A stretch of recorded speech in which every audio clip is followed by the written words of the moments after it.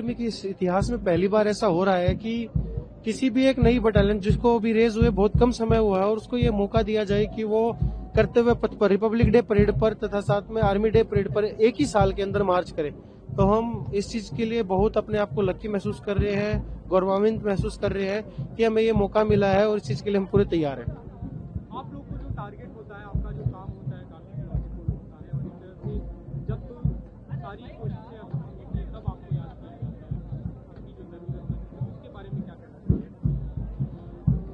हमें जिस तरह का टास्क हमें दिया जा सकता है, हमें उसी तरह की उसी कड़ी चुनौतियों की ट्रेनिंग दी गई है और हमें इस हिसाब से ट्रेनिंग देके इस हिसाब से काबिल बनाया गया है कि हमें जो कोई भी टास्क मिले, चाहे वो किसी भी टेरेन में हो, किसी भी एरिया में हो, किसी भी परिस्थिति में हो, हम उसको सक्सेसफुली एग्जीक्यूट कर सके और सक्सेसफुली कंप्लीट कर सके।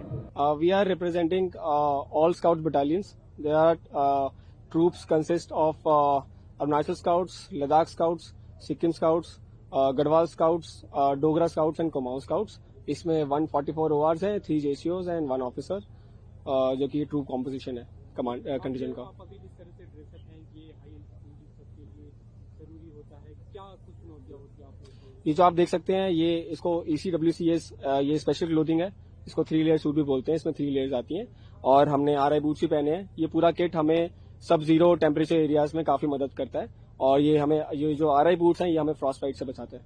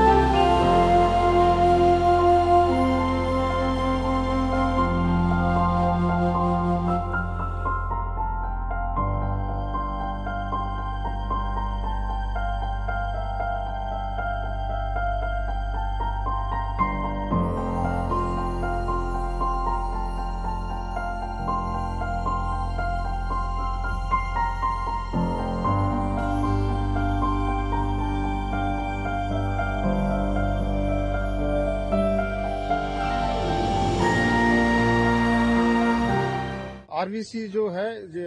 Remount veterinary core Indian army की वो कोर है जो पशुओं के साथ डील करती है।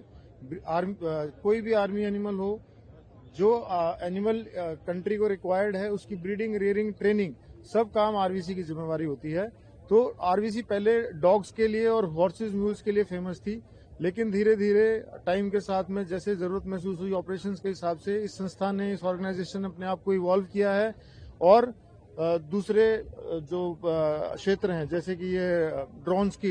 को न्यूट्रलाइज करने के लिए रैप्टर्स की ट्रेनिंग हो, हाई ऑल्टीट्यूड में वहीं के रहने वाले झंस्कार पोनीस की जो लद्दाख में यूज हो रहे हैं उनकी ट्रेनिंग हो, या बैक्टीरियन कैमल्स जो वो बर्फीले रेगिस्तानों में पाए जाते हैं उनकी ट्रेनिंग हो,